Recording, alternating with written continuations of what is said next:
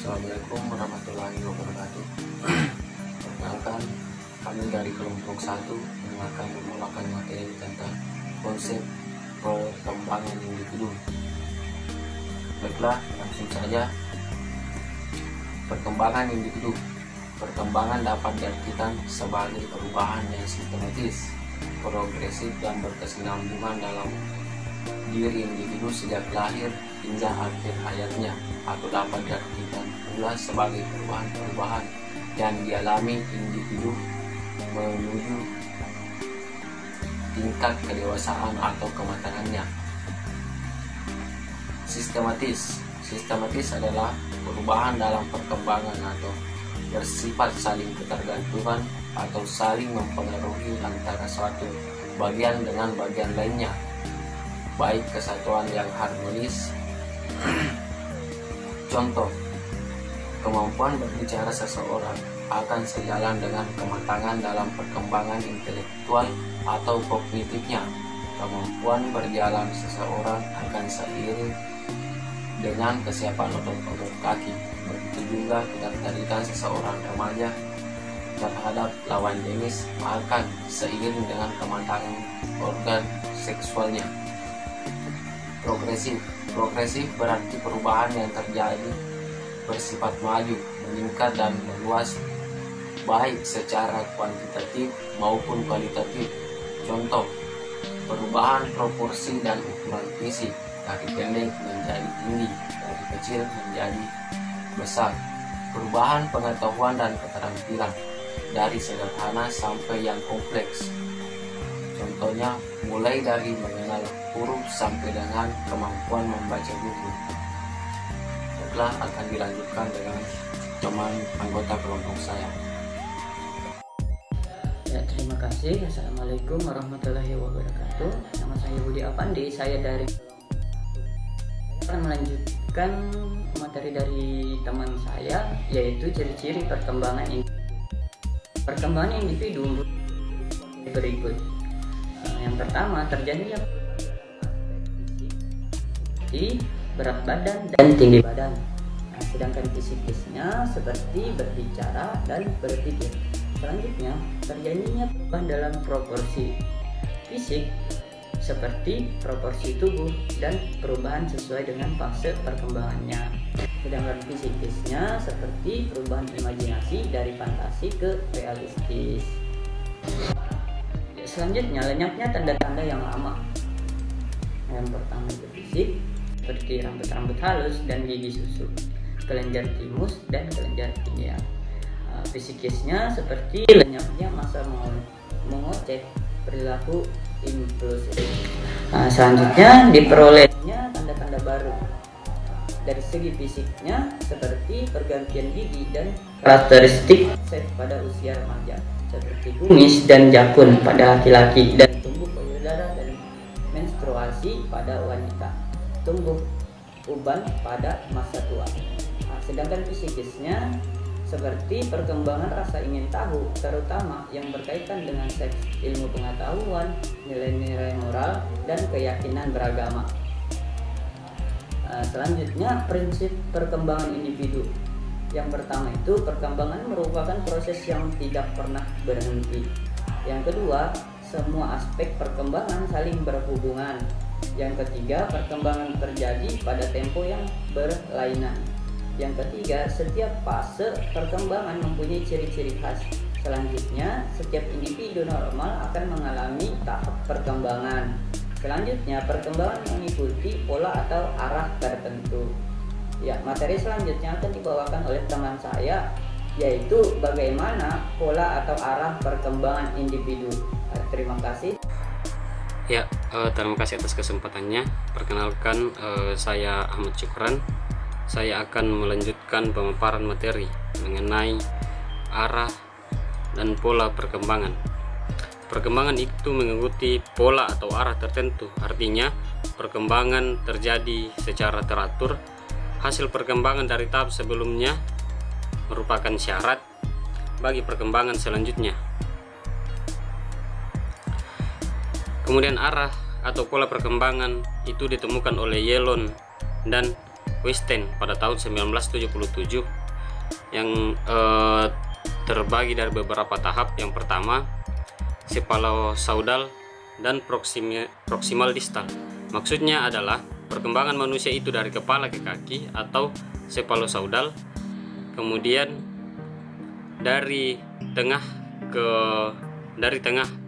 yaitu bagian paru-paru, jantung ke pinggir sampai ke tangan atau proximal distal. Kemudian selanjutnya, struktur mendahului fungsi. Artinya bahwa anggota tubuh individu akan mendapat fungsi setelah matang strukturnya. Kemudian bagian perkembangan diferensial, maksudnya perkembangan itu berlangsung dari umum ke khusus secara spesifik. Kemudian perkembangan itu berlangsung dari konkret ke abstrak.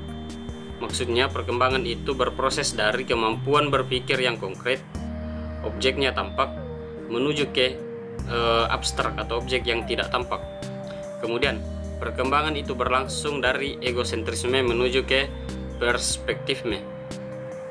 Berarti bahwa mulanya anak hanya melihat atau memperhatikan dirinya sendiri sebagai pusat, tapi melalui pengalaman dalam bergaul, temannya lambat laun sifat egosentrisme berubah menjadi perspektifme, atau anak memiliki simpati terhadap kepentingan orang lain. Kemudian perkembangan itu berlangsung dari outer control ke inner control. Maksudnya pada awalnya anak bergantung pada orang lain sehingga hidupnya didominasi oleh pengontrolan dari luar. Seiring bertambahnya pengalaman dari lingkungan, ia mampu mengontrol dirinya sendiri. Selanjutnya, aspek perkembangan individu. Aspek-aspek yang mempengaruhi perkembangan individu antara lain: yang pertama, perkembangan fisik, perkembangan anatomis, adanya perubahan kuantitatif pada struktur tulang, indeks tinggi dan berat badan. Kemudian perkembangan fisiologis ditandai dengan adanya perubahan secara kualitatif dan kuantitatif dan fungsional dari sistem kerja biologis seperti kontraksi otot-otot, peredaran darah dan pernapasan, persyarafan, sekresi kelenjar dan pencernaan. Kemudian perkembangan perilaku psikomotorik. Perkembangan psikomotorik memerlukan adanya koordinasi fungsional antara neuromuskular, sistem syaraf dan otot, fungsi psikis atau kognitif, afektif dan konatif.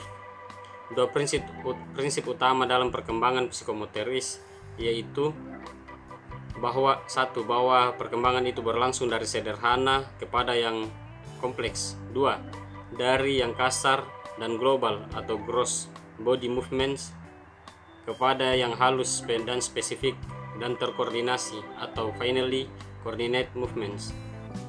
Selanjutnya, perkembangan kognitif dan bahasa.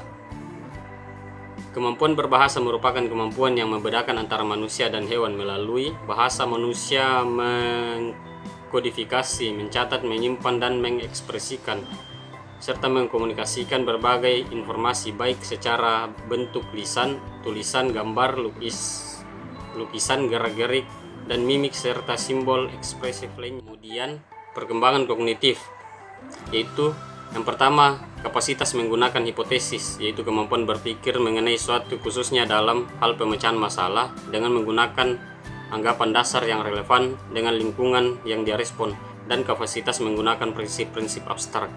Kemudian kapasitas menggunakan prinsip-prinsip abstrak kemudian untuk mempelajari materi-materi pembelajaran yang abstrak secara luas dan mendalam.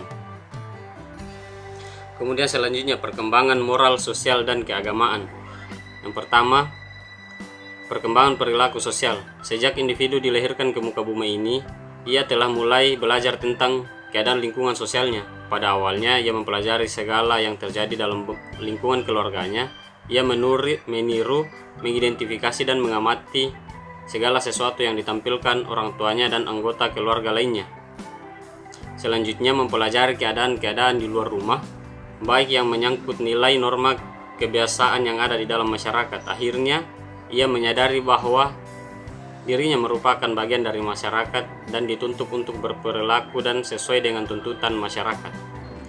Kemudian perkembangan moralitas atau ketika individu mulai menyadari bahwa ia merupakan bagian dari lingkungan sosial di mana ia berada bersamaan, itu pula individu mulai menyadari bahwa dalam lingkungan sosialnya terdapat aturan-aturan, norma-norma atau nilai-nilai sebagai dasar atau patokan dalam berperilaku. Keputusan untuk melakukan suatu berdasarkan pertimbangan norma yang berlaku dan nilai yang dianut itu disebut moralitas. Kemudian perkembangan keagamaan dengan melalui perkembangan fungsi afektif, kognitif, dan konatif. Pada saat-saat tertentu individu akan meyakini dan menerima tanpa keraguan bahwa di luar dirinya ada sesuatu kekuatan yang maha agung melebihi apapun yang termasuk dirinya. Penghayatan seperti itu disebut pendalaman keagamaan atau religious experience.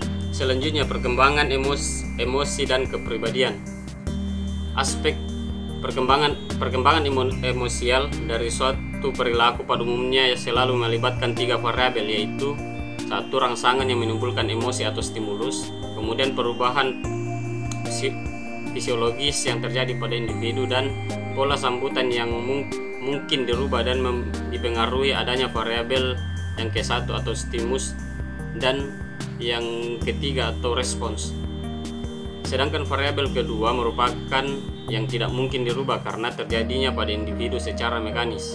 Perkembangan kepribadian, meskipun kepribadian seorang relatif konstan, namun dalam kenyataan sering ditemukan bahwa perubahan kepribadian dapat dan mungkin terjadi, terutama dipengaruhi oleh faktor lingkungan dan faktor fisik. Ya, sekian presentasi dari kelompok kami. Kurang lebihnya mohon dimaafkan. Assalamualaikum warahmatullahi wabarakatuh.